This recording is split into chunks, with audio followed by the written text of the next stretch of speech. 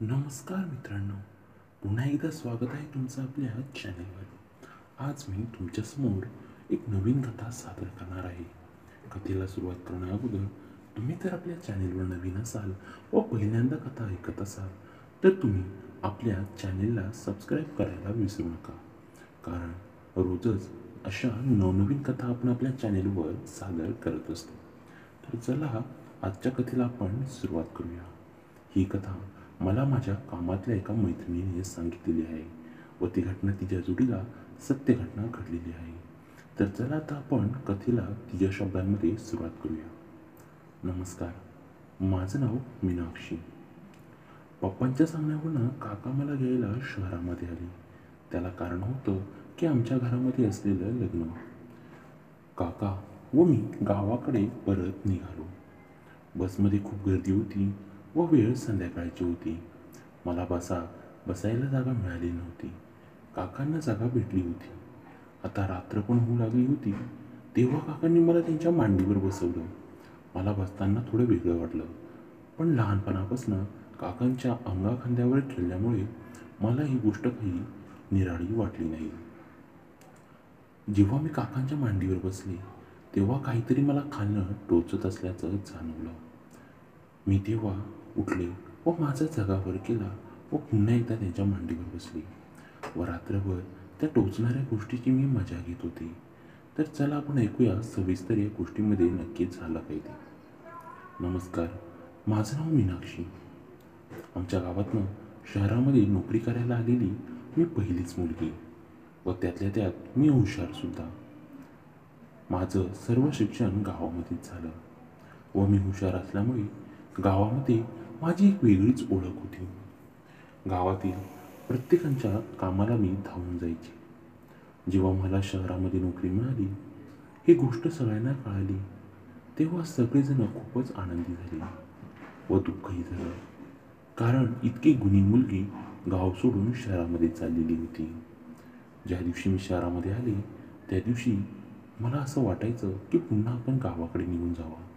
माझं मन रमत नव्हतं, पण मी सारखी माझ्या आईसोबत फोनवर बोलत असल्यामुळे तिने मला धीर दिला. काही दिवस राहिल्यानंतर तुझं मन तिथे रमेल, त्यामुळे तू इकडची काळजी करून घेऊ नकोस व स्वतःच्या मनाला वाईट वाटून घेऊ नकोस. मी हो म्हणाले. आता झालं. काही दिवस माझं मन रमलं. 2-3 महिन्यानंतर पप्पांचा फोन आला. ते म्हणाले आपल्या घरामध्ये लग्न आहे व तुला यावं लागेल. तेव्हा मी म्हणाले हो, मी येईल. पप्पा म्हणाले अगं तुला घेण्यासाठी काका येणार आहे. त्यांना शहरामध्ये काहीतरी काम आहे, त्यांच्यासोबत तू निघून ये. मी हो म्हणाले. काका मला घ्यायला आले. काका माझ्या रूमवर येताच त्यांना बघून मला खूप आनंद झाला, कारण गावचा व्यक्ती मी शहरात बघितल्यावर व तेही काका म्हणजे वडिलांसमान मला खूपच आनंद झाला होता. मी काकांना एक दिवस राहायची विनंती केली. मी त्यांना संपूर्ण शहर फिरवलं व त्यानंतर आम्ही दोघेही पुन्हा गावाकडे निघालो. आम्हाला बस रात्रीची होती. बस स्टँडवर आल्यावर व सुट्टीचे दिवस असल्यामुळे बस स्टँडवर आधीच खूप गर्दी होती, पण काय करणार, आम्हाला गावाला तर जायचं होतं व आम्ही सर्व सामान घेऊन बस स्टँडवर आलो सुद्धा होतो. शेवटी आमची गावाला जाणारी बस ही फलाट क्रमांक 4ला लागली व आम्ही निघालो. बस आल्यानंतर आम्ही बसमध्ये कसेबसे चढलो. खूपच बसमध्ये गर्दी होती, पण चढण्यापुरती व उभं राहण्यापुरती आम्हाला जागा मिळाली होती. काकांना मात्र बसायला जागा मिळाली, कारण ती माझ्या अगोदर सामान घेऊन पुढे चढली होती. त्यांनी मला सांगितलं मीनाक्षी तू बसणार का?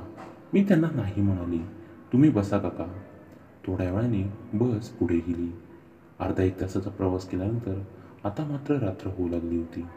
बसमधील सर्व लाईटी कंडक्टरने बंद करून टाकल्या. उभे राहून माझेसुद्धा पाय दुखले होते. मी काका बसले होते त्या बाकाला पाठ लावून उभी राहिली. तेव्हा काका म्हणाले मीनाक्षी तू रात्रभर किती उभी राहणार? अजून आपल्या पोचायला 4 ते 5 तास लागतील. तू एक काम कर, माझ्या मांडीवर बस.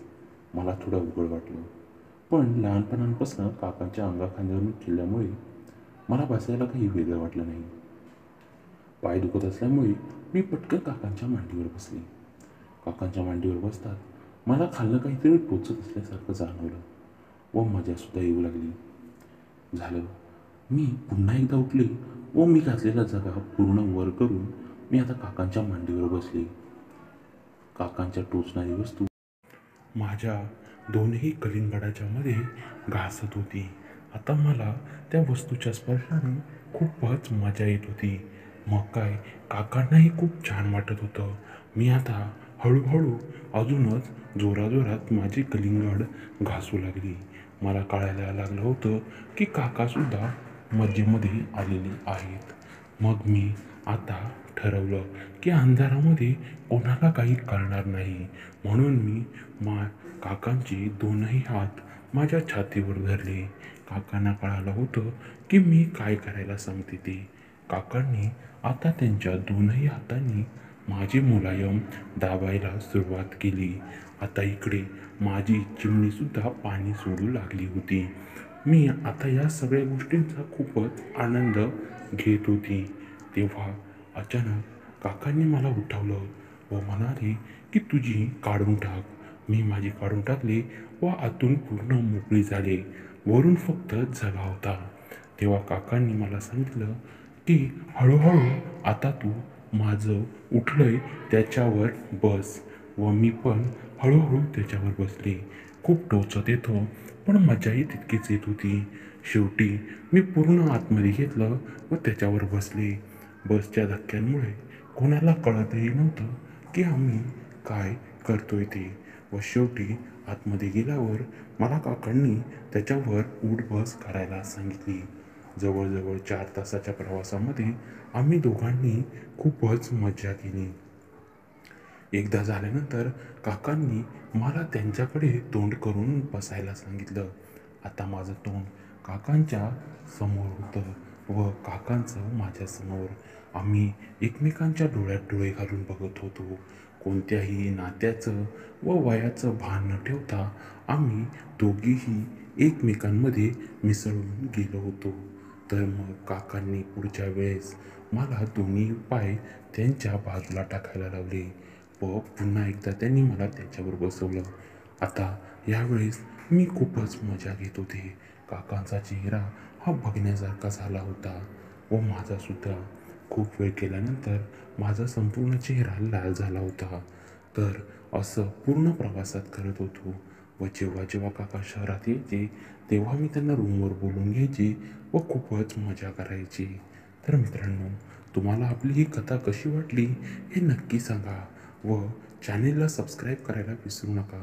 पुन्हा भेटूया उद्या आपण अशाच एका नवीन धमाकेदार कथेमध्ये. तोपर्यंत धन्यवाद.